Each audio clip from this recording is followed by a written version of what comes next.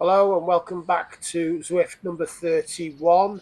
I've not been around for a few days. I've picked up a bit of an illness and had shingles, so that has wiped me out a little bit. So my usual Tuesday ride didn't take place, and I haven't actually ridden since last Friday.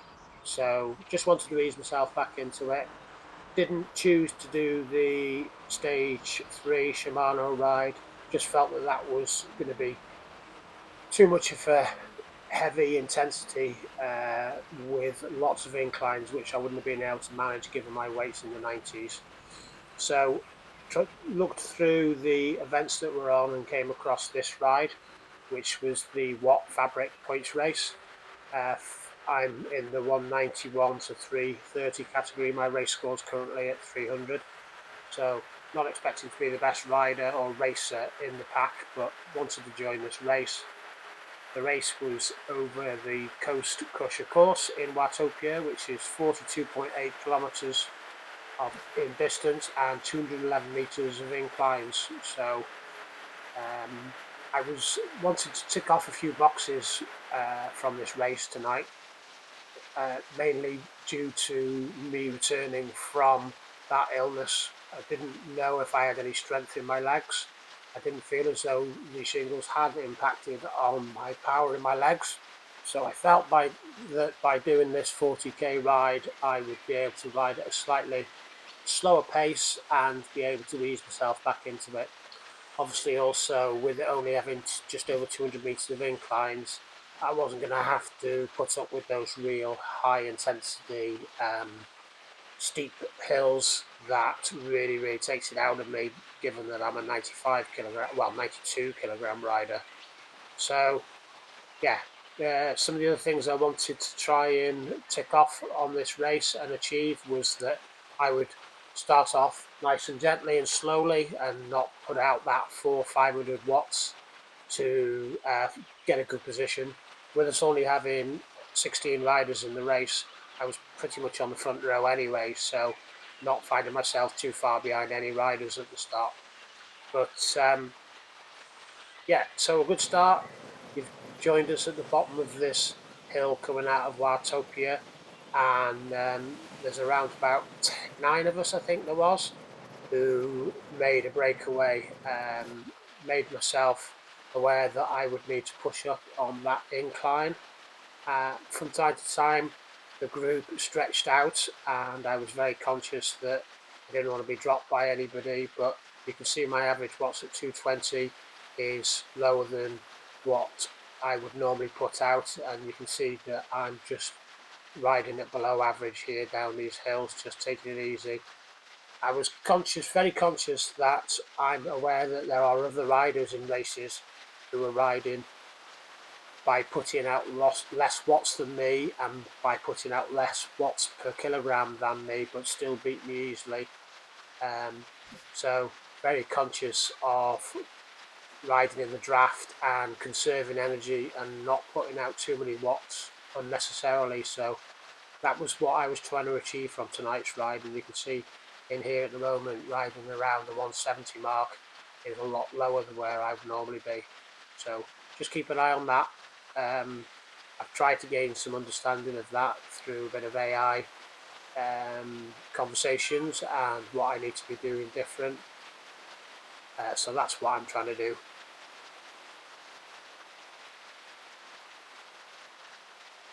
So like I said, 16 riders went over the start line. I'm in a group of 9 riders, and predominantly I'm riding in and around the back. Jay Ain has gone off the front, and all the riders do pick up their pace to try and haul him back in, but just conscious, like I said, of keeping a good drafting position. The riders behind us are already starting to get distance. 10th place is 19 seconds behind me, and he's only got one other rider with him, and then behind that there's quite a few more on 34 seconds, which is pretty much the rest of the group. So let's see how this group gets on. We'll probably jump forward in a bit if we don't split up, so let's keep an eye on that.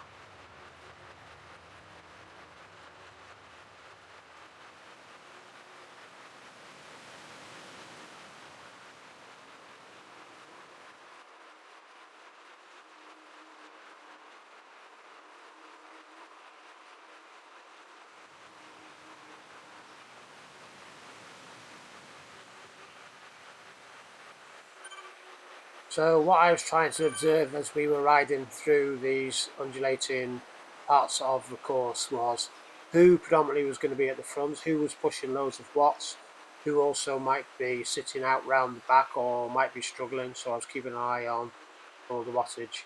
So what I noticed at this point was G. Blouze from France. He was kicking out a good amount of watts, and often he was the one who was out the front leading us around. Obviously, not taking any benefits from any drafting, so working harder than everybody else. I did notice, although he's not at the back at this point, is Jay Ain in the orange there on the right hand side. He was sometimes drifting in and around the back. The other rider I noticed was a Celestina from Italy. He's currently up in second place there in the black. But I did also notice that he was in and around the back quite a lot. So let's see how we get on. The other thing I should mention is ChatGPT helped me again. Decided that this was the better bike again, the Cavello S5 with the disc on the back wheel. And it told me that given the terrain that it was a better option than the Tron bike. So that's the last three races that I've been told that that's the better option than the Tron bike. Another point to pick out there was that we seemed to pick up the pace. I didn't notice it until after we'd finished the first sprint, but certainly going through that first sprint, quite a few of the riders picked up the pace, and I didn't know whether it was people trying to make a break for it or whether they were just practicing or working on their sprints. So keep an eye on what happens on some of the other sprints and see what's going on with the other sprints, because it was something noticeable that I saw going on that pace certainly picked up. And you've got to be aware that it's not, maybe it's not just somebody's opportunity to have a sprint, it might be somebody trying to do a breakaway, so you do have to cover it. So that's something to keep an eye out for.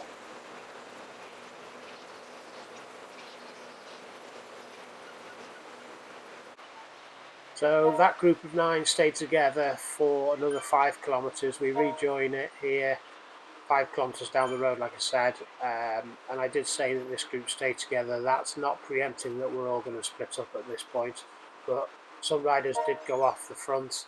You can see that G. Blouze again, he's there riding out, and we're all stretched out, and I begin to get distanced at this point. So you'll see the graph along the bottom of the page hits some red sections, and I've had to increase my intensity. I put a bit of a burst on there, up over 500 watts, just so I can keep hold of that group in case I do get dropped off the back.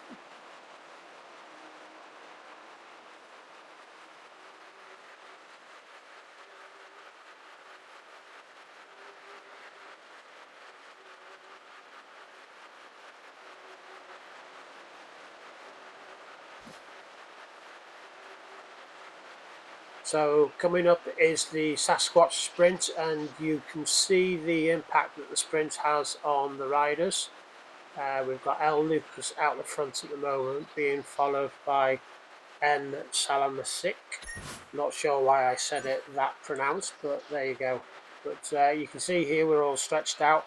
I've become aware that people are making a greater effort for the sprints, so I've put myself a little bit further forward when the sprints are about to happen, which has enabled me to not have to work as hard to catch hold of the group. But ultimately, what I found in quite a few of the sprints was that after they'd been through the sprint, they did start to ease off. But there, G. Blouze back out at the front again. Salamasik is just easing off from where he was after being one of the quickest through the sprints. And yeah, we're still all bunched together, all 9 of us.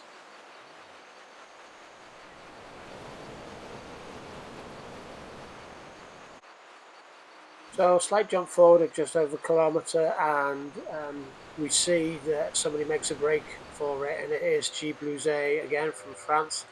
G. Grimaldi also looks to follow him, and you'll see how the intensity increases from everybody. If you look at my graph at the bottom, it's starting to go yellow and red. everybody's trying to cover that breakaway group, but we may have a difficulty here. There goes a Celestina as well, so 3 people off the front. Fourth one breaks there. Salamasik is trying to follow them. I don't want to be the person who leads that chasing group because I know that it will increase my power, which will then mean by the end of the race I will crash and burn. So you can see that A. Celestina and Bluze and Grimaldi have got that 3-second lead out the front. I do make a conscious effort to try and bridge the gap at this point because I just didn't want them to get any further ahead and felt I had an opportunity to put in a burst, which you can see that I've done. I ease off a little bit here, probably a little bit prematurely because the gap seems to just extend again, but I do have the benefit of the riders around me who followed me up the road using the draft effect that I'd created. So they've come up closer now, and you can see that just as we go over this sprint again, that we all start to come back together again.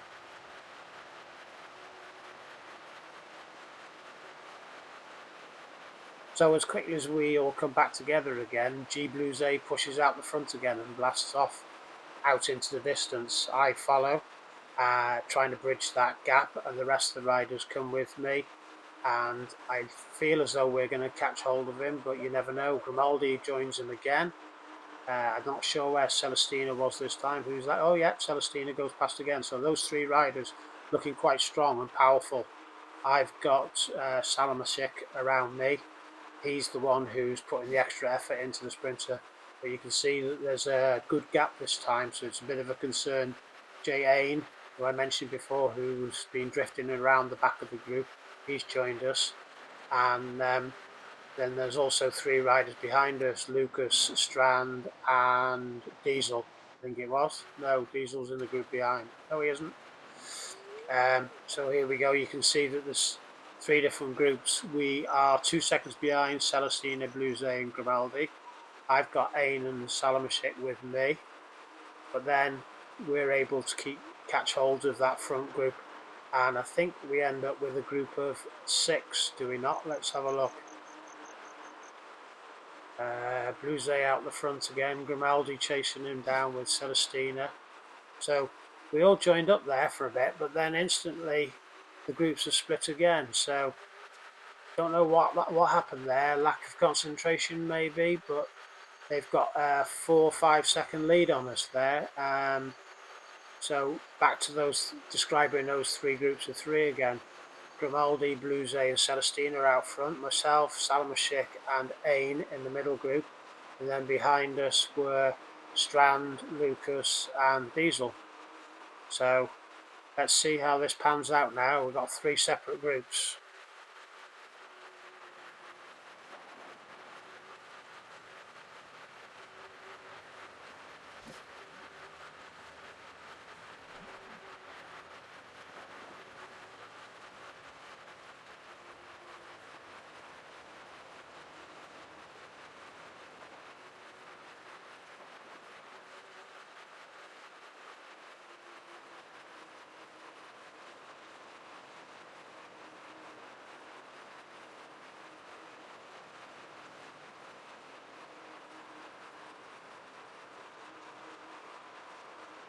So Grimaldi has slipped back to us. So we are in a group of 4 now, chasing down Celestina and Bluze.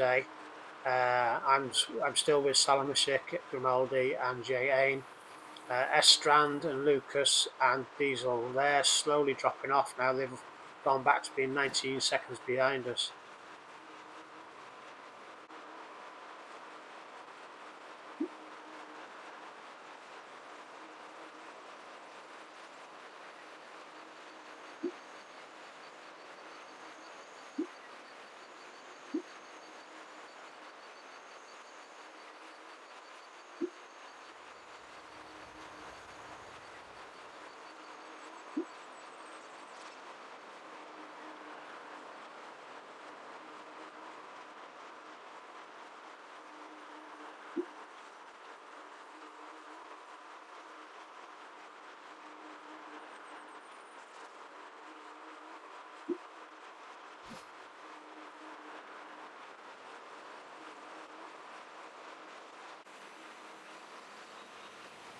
So jump forward around 5 kilometers and you can still see that I'm in a group of 4.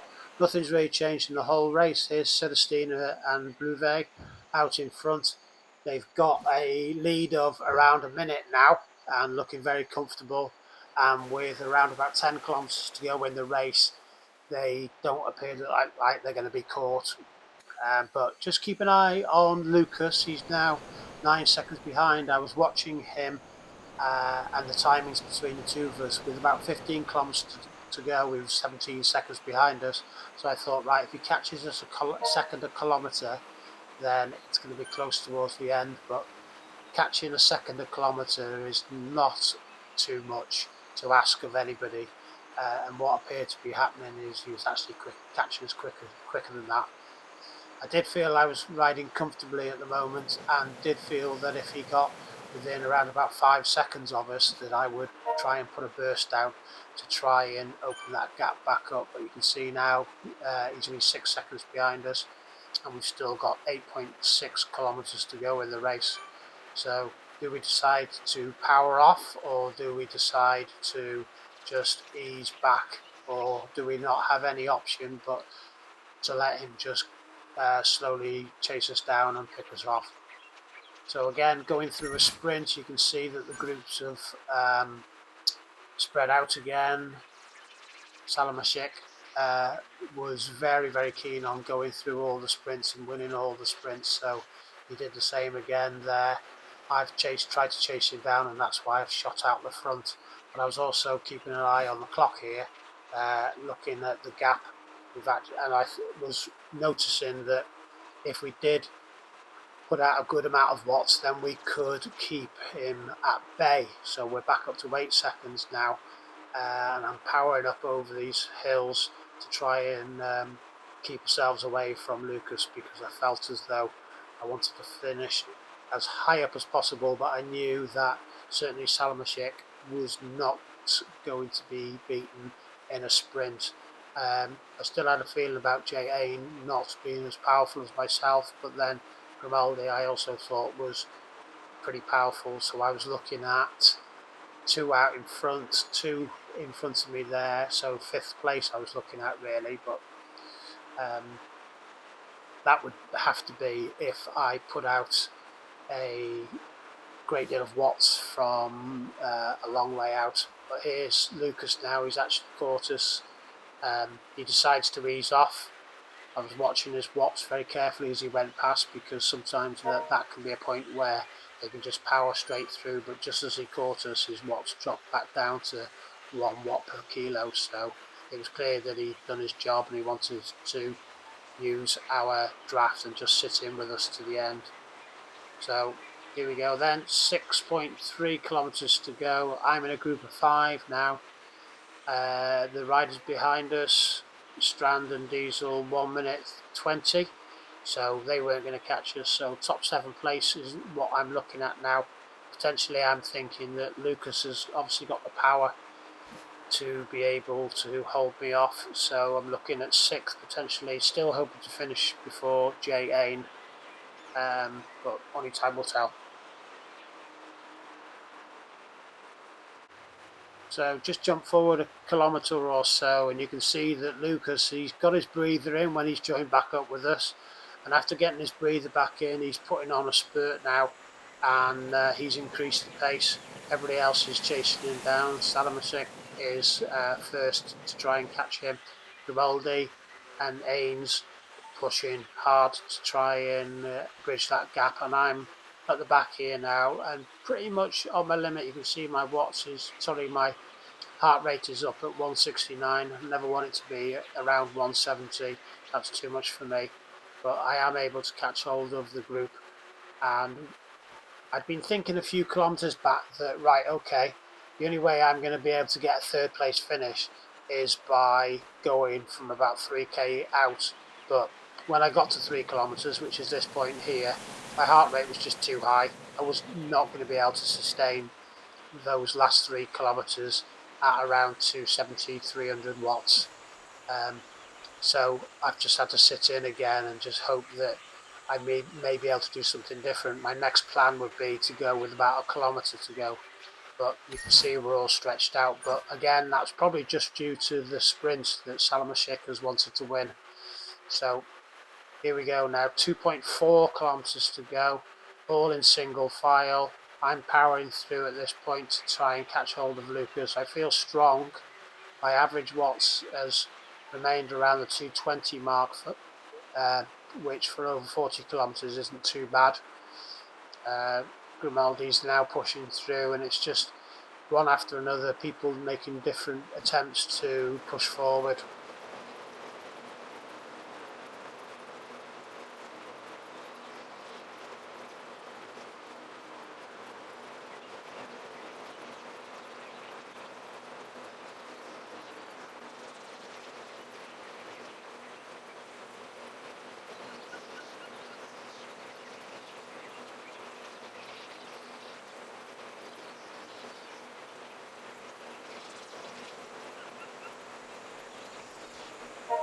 So here we go, 1.3 kilometres to go. We've put in a few spurts that meant that we've been able to drop J-Ain, so there are just the four of us here now, vying for third, fourth, fifth and sixth.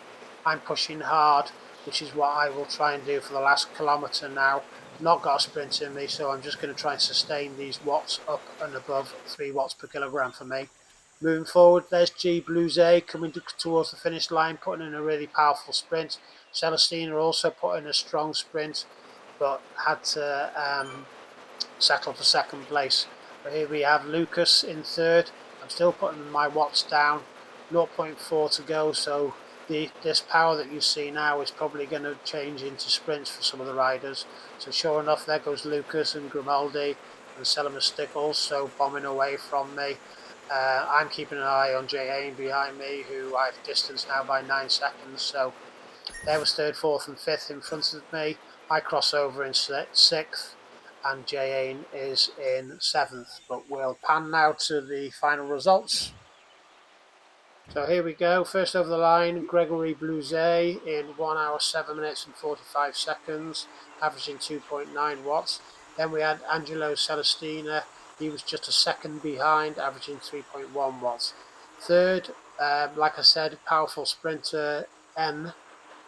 Nick Salamasik, he finished in third place. He was 54 seconds behind in the end, so we pulled it back to less than a minute.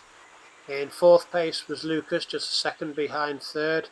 Fifth place was Gerardo Grimaldi, again just a second behind fourth. Then I came in sixth, averaging just 2.4 watts. Then we had Jay Aim, who was 15 seconds behind me in the end, it turns out. So he must have eased off towards the end then. Then Stefan Strand, he came over in eighth place. Then we had Alien Diesel in ninth. And then 10th was our HGF, averaging 3 watts. He was 3 minutes behind the leader. Then 11th, we had Giuseppe Maui. He came in over, like I said, in 11th. 12th was CE Schurb. Then 12th, we had Jean Frode Stenas. And then finally, off the screen there, but also in finishing the race was Andrew Anderson, who finished 13th place. So pleased that I was able to not see any ill effects from having shingles and not riding for over a week. So I'll take that forward now into the next race. I'm not sure when that will be, but hopefully you can join me. So please subscribe and I'll catch you all again soon.